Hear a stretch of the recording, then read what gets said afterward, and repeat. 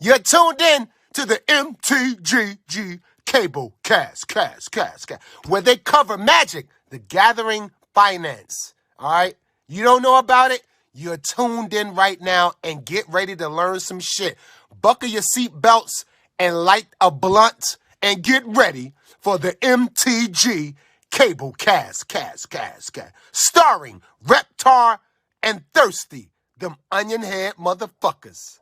All right, guys, welcome to part 2 of 2 in our Magic Fest versus CommandFest. You'll notice that I have not changed shirts in a week because I'm a filthy Magic player and I don't bathe, whereas my lovely co-host has. Now, we covered last episode basically the TLDR on how the days go for a CommandFest compared to a Magic Fest.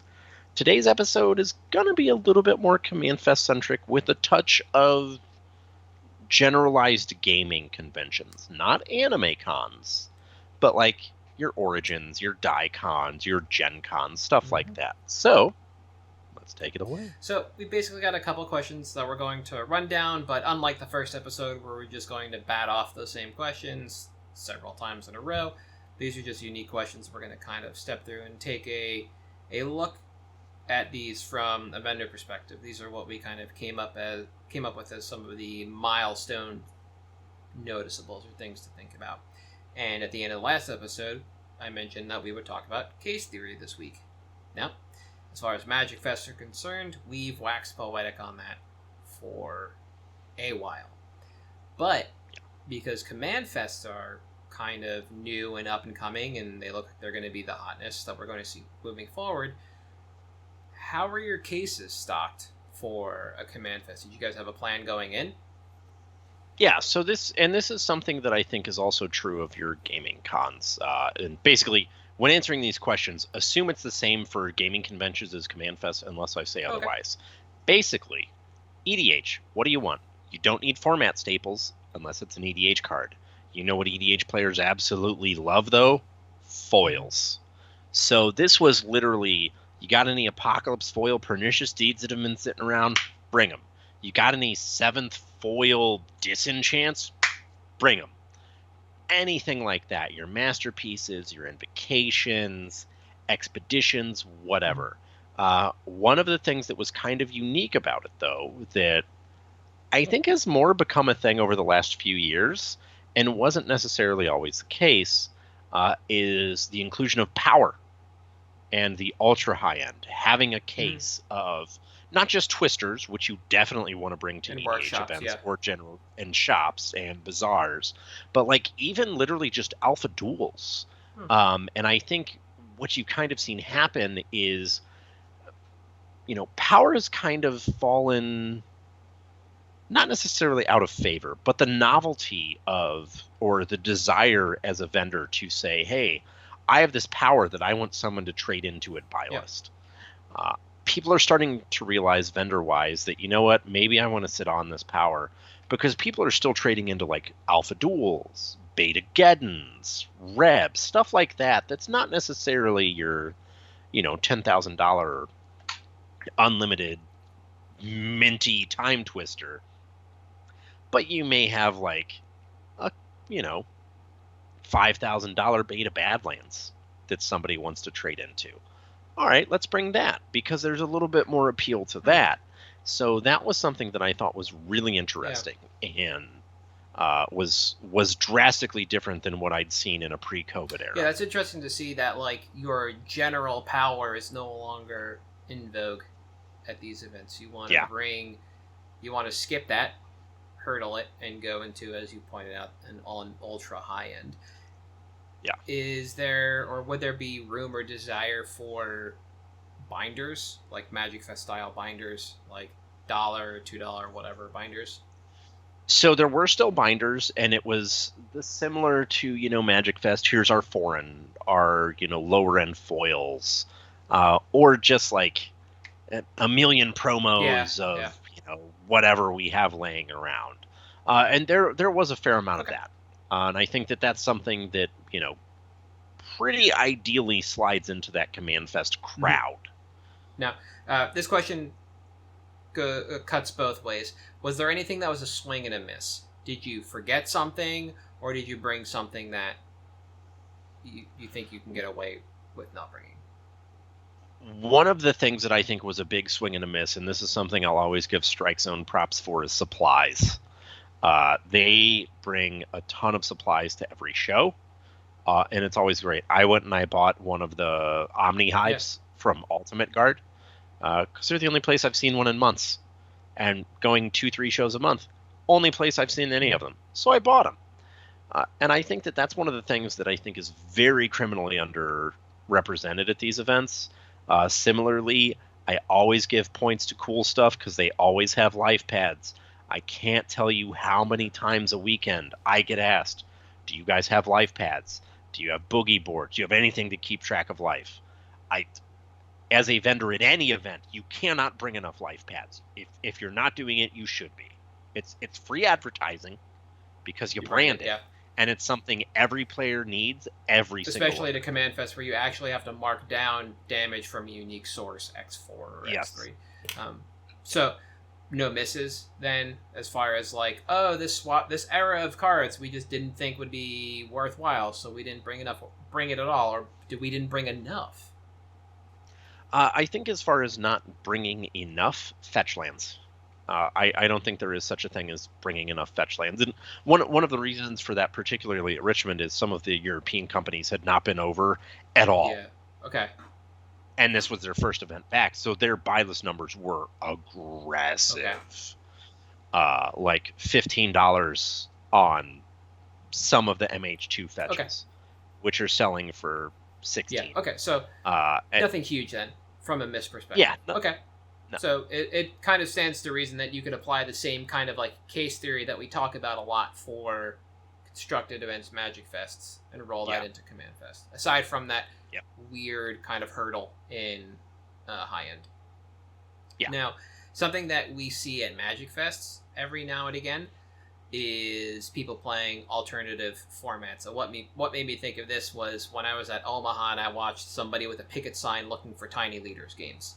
That's the first time I ever heard of the format, and that was the most unique way I've seen anybody try and play a format like that. So it's really interesting. Obviously, at your CommandFest, you're going to have CEDH players. And what they've actually done, and I give props to this to all the TOs, Channel Fireball was especially good with this.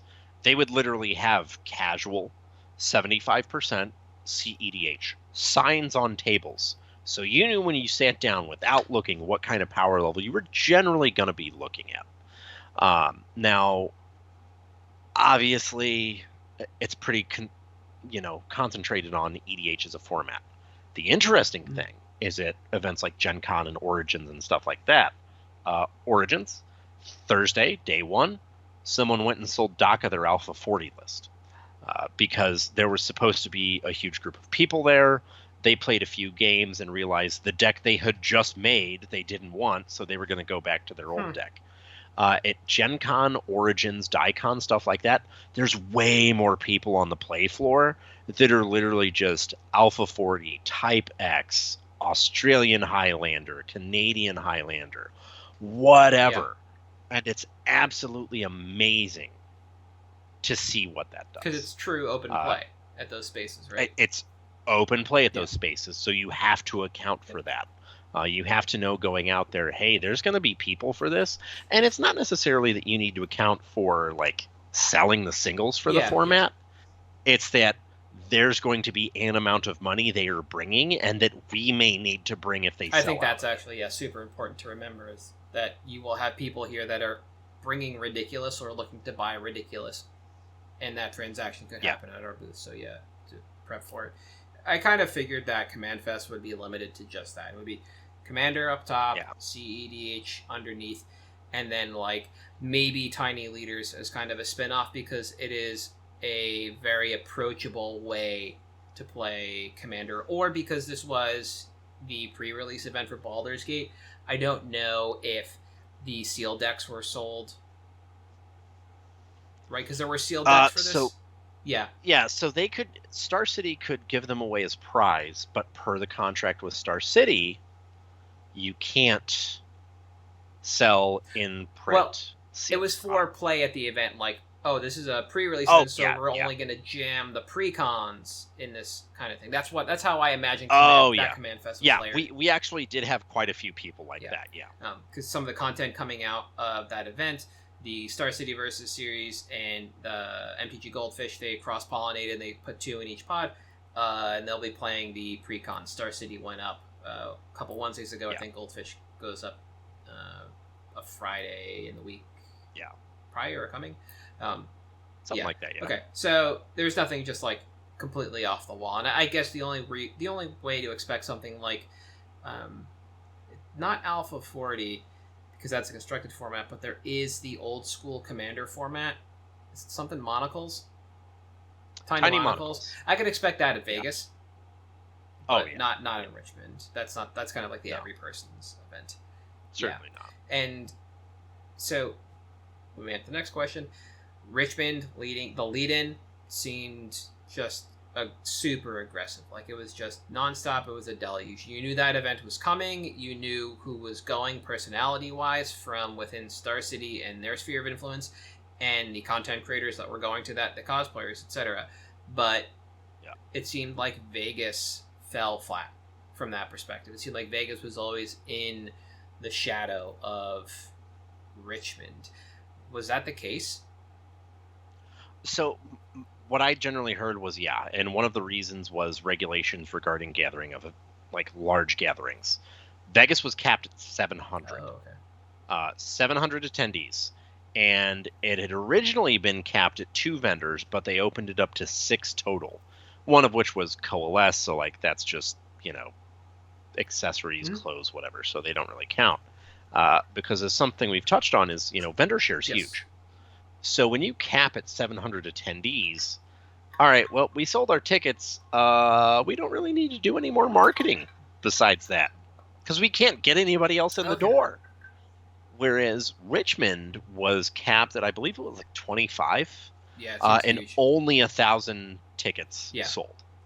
So there were still more people, but it was also a very different event, being a pre-release. And I think that's part of what led to a lot of the interest in it. Was people have heard about these large regional pre-releases for years that are new to the game. Shards of Alara was your first in-store pre-release. Prior to that, you had these regional, not necessarily regional, but much larger events where it was multiple stores pulling together to do the thing, and it was great. So I think that drew to a lot of the interest in the format and led to a lot of the traffic. Marketing, etc. It made sense for them to kick it up a notch because they had the ability to house that many more players. Made sense as to why you saw a lot more personalities, a lot more content creators vying for Richmond rather than Vegas, because it just wasn't the room. Something that we mused about was the possibility of the fact that maybe people were focusing on the calling event at Vegas over the Magic event, because apparently those were going on at the same time, but that was definitely not the case. However, dovetailing off of that, and the last question in this section that we wanted to kind of bring to light was the idea of how an event like Origins markets, just coming off talking about how Vegas marketing, where they just got to stop because they hit 700, right? Origins markets for Magic differently than these other events. These other events, as you mentioned, behind the scenes, these are not player acquisition events. These are enfranchised player events. People aren't coming out to a CommandFest. They're not coming out to a Magic Fest to learn to play the game. Yeah. And that's one of the interesting things, and that's something that, for people that were around, Gen Con years ago was Legacy Champs, Vintage Champs. It was a destination for people to go to for established players. And Wizards kind of moved away from having events there because they recognized, hey, we're not acquiring new players at this thing. And we're kind of seeing that come back around, because as board gaming, as Dungeons and Dragons, as all of these things have become more and more mainstream, and now you have a platform like Arena, which granted is utter garbage, but it's accessible. So now you're seeing this kind of transition back where you're getting more casual events at like your Gen Cons, at your Origins, where they're not necessarily making it like a huge announcement like, hey guys, the next Magic event is starting. It's more or less, hey, here's some casual stuff that you can fire up. We've got these cool mystery booster events, which are everywhere. But there were also some sealed events that were like learn to play type events. Yeah. And I think that's something you're going to see more and more going forward at these conventions because Wizards has recognized, hey, we're getting a lot of players through Arena. What if we could also reach out to these people that are going to Gen Con to playtest 20 new board games that they're going to see on Kickstarter to support their favorite artist? Yeah. And we can try to say, hey, look at this cool game we've got. You should try it out. And hope that everyone who plays it doesn't realize from a game design perspective how bad Magic the Gathering is. Besides the point.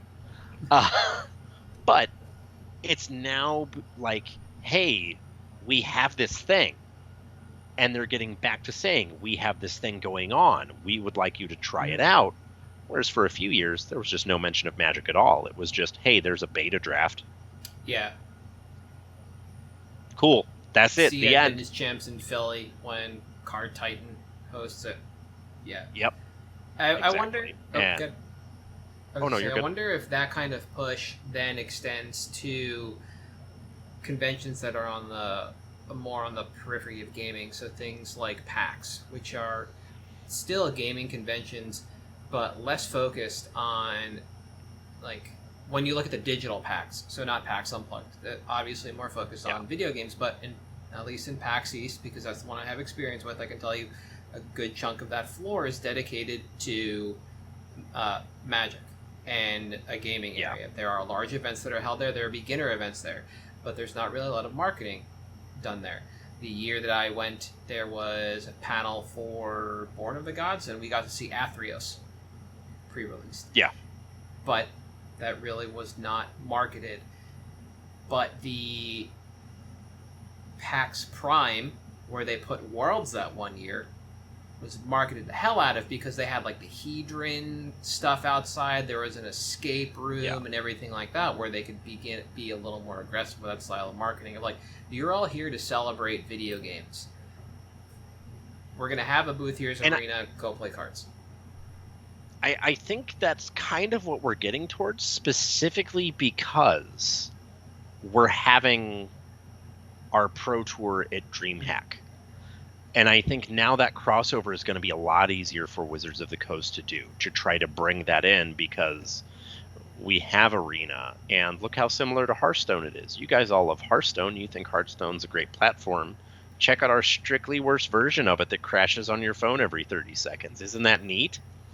But no, I would not at all be surprised if that's the direction they start going, is trying to cross-market into that digital space and say, hey, if you want to leave your house now and then, you can go to your local store and play this game too, to kind of bridge the gap between the two. Because what I never got to do when I used to play competitive Counter-Strike in like 2001 and 2? Walk over to your opponent, punch him in the face.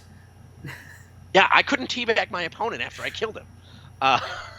But yeah, no, and that's a huge, I think, asset that Magic has compared to some of these digital games, as you do have the ability to see your opponent face to face.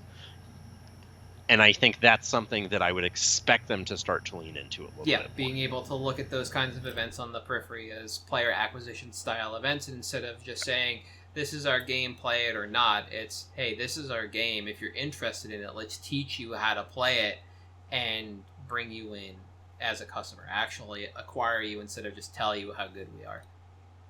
Yeah. Exactly. No, I like that idea, and I kind of miss Origins and Gen Con marketing like that.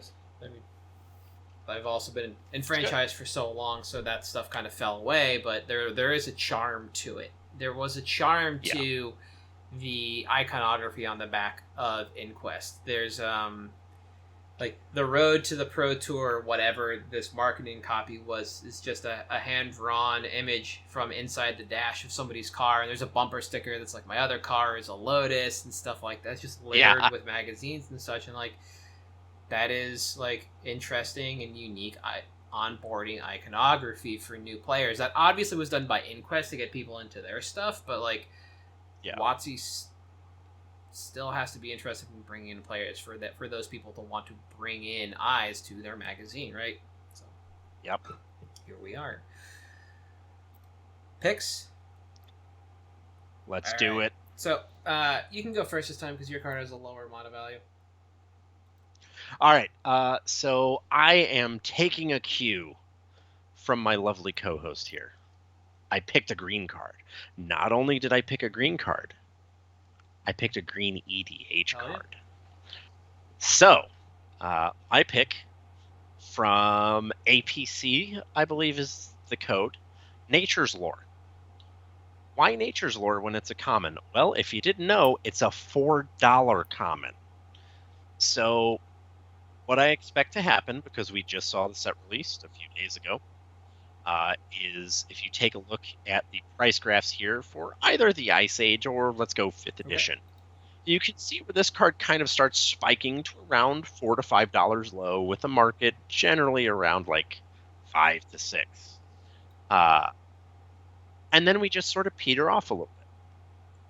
Well, if it's getting reprinted in a set as a common, you would expect the value to go down, right? Well, as we saw from recent pack math, there is a legitimate claim to be made that some of these commons, because of how they're inserted in set boosters and how they're inserted in collector boosters, which is the vast majority of what's getting open, won't have a huge impact on the price. I expect we'll see this card probably sit at around $2 to $3 for a little bit, and then it'll just gradually tick back up to 4 to 5. Well, what am I basing that on? Look at EDH Rec. Of the 600,000 decks on all of EDH Rec, this card's in almost 20% of them. That's insane. Yeah. That is absolutely nuts for inclusion of a card. So I don't care, what it looks like price-wise. If this goes down based on that level of inclusion in these lists, it's just going to get more and more valuable. And if you look at the reprints on this, the last reprint we had was, I think, like Dual Decks Anthology. Secret Lair doesn't count because it was really sweet art.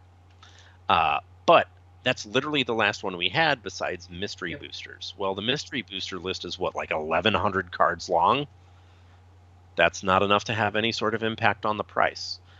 So this is something that I'd pick up like 4 or 5 play sets at $2 each. Yeah, I'll spend $20-$40 on it.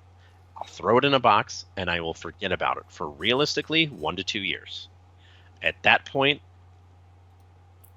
based on, the growth of Nature's Lore from 2020 to 2022, where we go from $1 low to almost $4, of course this card's going to double, because it does something every green player loves. Ramps. You know what casual players love? They love ramping. They love spending a bunch of money for a bunch of cards. And one of the most unique things about Nature's Lore that I love, it says search your library for a forest card. Not a basic land. Not a basic forest. A forest card. So you can fetch whatever dual land you want to off of this, which is another reason that I think this card is absolutely incredible. Yep. Just like a good, low equity, easy to do, and sit on, let's acquire it, throw it in a box, forget, low cost entry for a good hold. Yep, I like Nature's Lore and cards that are similar to it, because once people recognize the fact that it does exactly what you said, which is search out a forest card, it becomes much more playable. And every price graph for this card is the exact same at Ikoria. And I think that's exactly when people realize they can search up a Triome, where it retraces after Theros Beyond Death, and then it just zooms up after Ikoria, because people are like, oh, this gets my trial lands. And now that we've completed the set, I don't think this card ever truly comes back, because until they put it in like Modern Masters or something, there's no way we're going to see population enough to drain the population. desire Yeah. for this card. I think Farseek is the only other 2 mana ramp card that does this. After that, it's something like Wood Elves, and there's some other idiosyncratic cards. Yeah, like 3, 4, like Sky Shroud Claim, stuff like that. But this sitting right at 2 to get you a green-based dual land is huge. That's the part that I agree just carries this over the line and carries it in perpetuity, because they shy away from printing that kind of stuff. So it's not like we're going to see it ever again. And your best bet to get this is another supplemental. So, solid luck. I am going for a 3 mana value card. Okay. Suck it. And it is Elemental Bond from Origins. So the enchantment that reads, whenever a creature with power 3 or greater enters the battlefield under your control, draw a card. This is a card I've been tracking since December of 2021. Card Kingdom was buying 87 copies at $1.50. There were 106 on TCG at $2.39. Card Kingdom is now buying more than when I started taking my notes. They're buying 180 at the same price, $2.50. And there are 120 on TCG for $2.89. So we're seeing that kind of trend again, where it's like, oh, price is going up, let me shove my copies out the door. As, the price continues to just rocket up.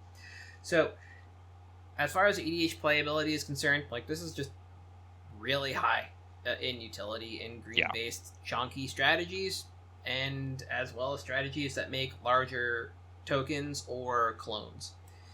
So for the format, that's basically kind of like where we're stuck right now. So there are cards like Triumph of Ferocity and Colossal Majesty, bred for the hunt, that ask that your creatures survive an entire turn cycle, and also require them to be the largest in your upkeep to draw 1 card. But Elemental Bond, Garruk's Uprising, and like this kind of new generation of cards just check as the creature enters the battlefield, and that's what makes this card and its ilk much better than the previous generation of options. So this allows you to accrue immediate value and possibly even combo out that turn, as opposed to having to wait 1 turn to draw 1 card for enchantment. And 3 isn't a lot to ask for power on a creature, but that number isn't applicable to all green decks. None of the cards in this design space do apply to all green-based decks. So that means it's not foundational to the color or even a particular theme, really, but this does play well with an exceedingly large number of themes, quote-unquote. So checking the stats on Rec, it's in 7% of all possible decks that can run it, which is pretty big for a card like this. So the same 600,000 decks that you saw, Nature's Lore is in 20%, Elemental Bond is in 7%. Now, we are going to get more commanders that can trigger this card naturally, like Koma Cosmos Serpent, which makes 3/3 tokens, and Vrondrus, which is from AFR, which when it takes damage makes 5/3, like Omnath, Locus of Rage, that landfall makes 5/5s. We're going to get more token generators that can trigger this. Finale of White, Decree of Justice, that enchantment that can hold the sorcery that can hold so many Sarah Angels if you foretell it from Kaldheim. We're going to get many more cards for tribal decks, like elves or even bugs that are lords that help you increase the power of creatures in general, so they don't enter as 1/1s anymore. They are 3/3s now. We're going to keep getting generic creatures that can trigger this. We know this. That's just how the game works. Creatures are going to keep getting printed that are going to continue to trigger this as we go. So all of this is putting pressure on this card now and into the future. And that's kind of what we're banking on, is getting it now for the future. And we can really take solace in, quote, green triggering green because green, unquote. And the inevitable growth in utility of this card moving forward. At the end of the day, if you want to break down, like, which is more or less foundational to this card, like tribal and unique cards or the supplemental utility creatures of green, you're going to have more time trying to trigger this with supplemental creatures than you are everything else. Your Eternal Witnesses, your Den Protectors, your Sakura Tribe Elders, these utility creatures will never trigger this, but it's literally everything else in green that can trigger that. Voltron stuff not aside. Or sorry, Voltron stuff aside. So, based on the current price trend and utility after initial arbitrage from TCG Player to Card Kingdom dries, I would expect that we will see in 6 months our ability to turn a profit to buy list exists. With the outside, sorry, that's the outside. The inside being like 3 months. There's a really good chance that this picks up a lot as people continue to realize, like, hey, this is a playable card and quantity is drying from TCG Player. Yeah. No shortage of uses for this card, and steady demand just going to keep putting pressure on it. And as that happens and we see it pop up in more lists, more people are going to buy in. It's just going to be that kind of feedback loop that we really want to see for stuff like this. Reprint equity outside of Origins, we've seen this reprinted in Commander 2017 and Commander 2019, while standard sets have seen iterative design on something like this. So as the space is still explorable, I would expect to only see this reprinted in Commander decks and like on and off, maybe in supplementals into the future, because they're just continuing to run with the design. So why would you go back to this when you still have the ability to make something better for the same price as an uncommon?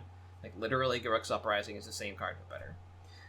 So reprint equity on this, pretty low. And eventually you'll just want the suite. That's what it's going to come down to. This will not get pushed out. This will just become one of the suite.